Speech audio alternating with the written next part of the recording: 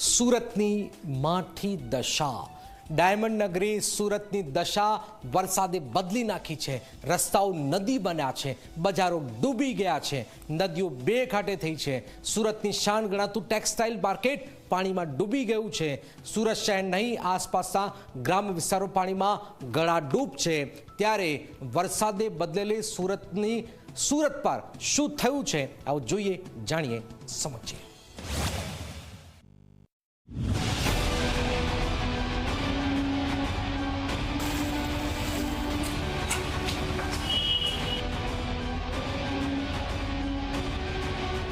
Diamond નગરી સુરતની સુરત આજે બદલાઈ ગઈ છે। ધોધમાર વરસાદે શહેર અને આસપાસના ગ્રામ્ય વિસ્તારોમાં જનજીવનને અસ્તવ્યસ્ત કરી નાખ્યું છે। રસ્તાઓ સ્વિમિંગ પુલ બની ગયા છે, બજારોમાં પાણી ઘૂસી ગયું છે અને નદીઓ બે કાંઠે થઈ ગઈ છે।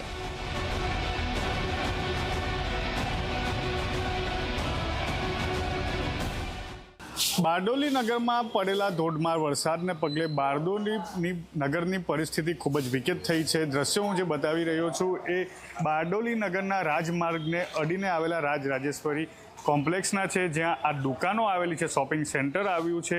તેની અંદર ઘૂંટણસમાં પાણી છે તે ભરાઈ ચૂક્યા છે। મુખ્યત્વે દુકાનો છે તેની અંદર પાણી ભરાતા આ દુકાનો છે તે બંધ રાખવાની ફરજ પડી છે। મારી સાથે અહીંયા દુકાનદાર છે, આપ જણાવો કેટલું નુકસાન થયું છે, કેટલો વરસાદ પડ્યો હતો? અરે બહુ બારિશ પડ્યું છે અને ઘણું બધું નુકસાન થઈ ગયેલું છે।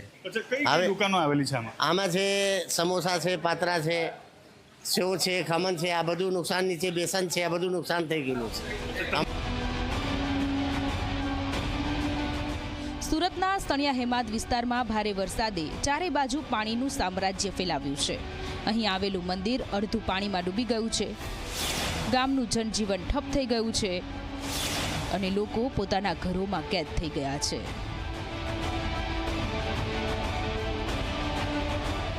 પુણા વિસ્તારમાં પણ હાલત કફોડી છે। કાંગારુ સર્કલથી ગોડાદરા જતો માર્ગ પાણીમાં ગરકાવ થઈ ગયો છે। વોર્ડ નંબર 18ના કાપડ માર્કેટ પાસે ટ્રાફિક જામની સ્થિતિ ઊભી થઈ ગઈ છે। ગીતાનગરમાં પાણી ભરાતા લોકોને સલામત સ્થળે ખસેડવામાં આવ્યા છે। સુરત શહેરના જે પર્વત પાટિયા છે, ગીતાનગર છે, વરસાદી પાણી લોકોના ઘર સુધી ફરી વળ્યું છે। દ્રશ્યમાં જોઈ શકાય છે તમામ મકાનોની અંદર આ જ રીતના પાણી જોવા મળી રહ્યું છે। સ્થાનિકો છે, સીધા જાણીશું, શું કહેશો, કેટલી તકલીફ પડી રહી છે?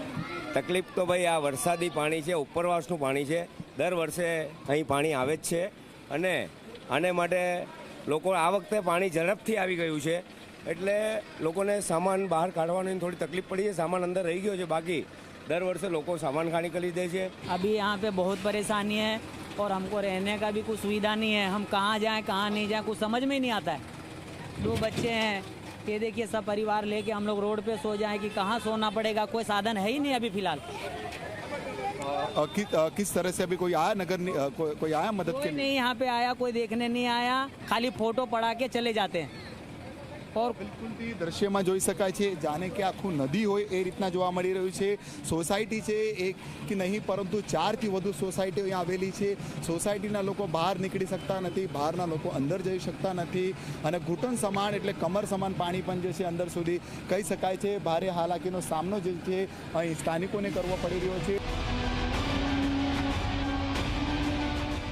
સુરતનું ગૌરવ એટલે ટેક્સટાઇલ માર્કેટ, પણ આજે આ વોટર ટેક્સટાઇલ માર્કેટ બની ગયું છે। અનેક દુકાનોમાં પાણી ઘૂસી ગયું છે, જેનાથી વેપારીઓને કરોડોનું નુકસાન થયું છે। સુરત શહેરની સાથે ગ્રામ્ય વિસ્તારોમાં પણ વરસાદે તબાહી મચાવી છે। ઉમરપાડા તાલુકામાં વીરા નદી બે કાંઠે વહેવા લાગી છે। ચિતલદા રોડ પર નદીનું પાણી ફરી વળ્યું છે, જ્યારે વિયરકમ કોઝવે ઓવરફ્લો થઈ ગયો છે। 6 મીટરની ભયજનક સપાટીએ પાણી વહેતા વાહન વ્યવહાર બંધ કરવામાં આવ્યો છે।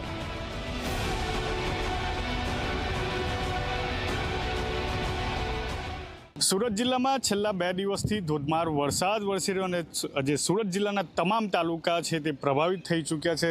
દ્રશ્યો જે છે એ બારડોલીથી માંડવીને જોડતા રાજ્ય ધોરી માર્ગના છે।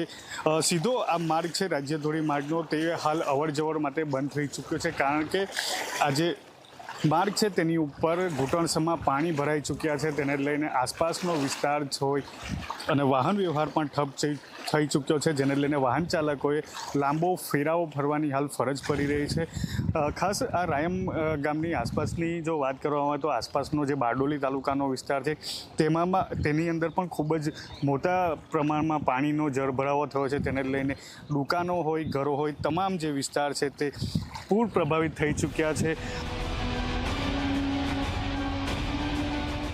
સૂર્યપુત્રી તાપી નદી પણ ભારે વરસાદથી ઉફાન પર છે. સતત નવા નીરની આવકથી નદી બે કાંઠે થઈ ગઈ છે, જેના કારણે આસપાસના વિસ્તારોમાં ભયનો માહોલ છે.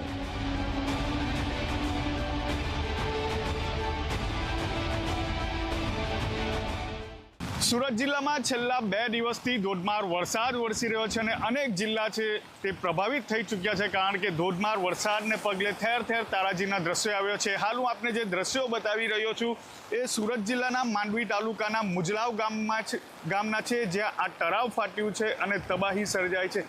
દ્રશ્યો સીધા જોઈ શકો છો કે ધોધ પડતો હોય એ પ્રકારેનું જે પાણી છે તે અહીં વહી રહ્યું છે. તળાવ 7 વીઘાની અંદર પથરાયેલું આ તળાવ છે અને ખૂબ જ મોટા પ્રમાણમાં અહીંયા પાણી હતું, પરંતુ જે રીતે તળાવનો પારો તૂટ્યો છે અને તેને જ લઈને છે તે આ સીધું પાણી છે તે વાવિયા ખાડીમાં જઈ રહ્યું છે. ધોવાણ પણ થઈ ચૂક્યું છે. ભારે વરસાદને કારણે સુરત શહેર અને જિલ્લામાં શાળાઓ બંધ કરવામાં આવી છે અને 100થી વધુ લોકોને સલામત સ્થળોએ ખસેડવામાં આવ્યા છે. હવામાન વિભાગે 30 જૂન સુધી ભારે વરસાદની ચેતવણી આપી છે. આ ભારે વરસાદ વચ્ચે સુરતની જનતા હિંમતથી સામનો કરી રહી છે, પરંતુ પ્રકૃતિનો આ કોપ શહેર માટે મોટો પડકાર બની રહ્યો છે.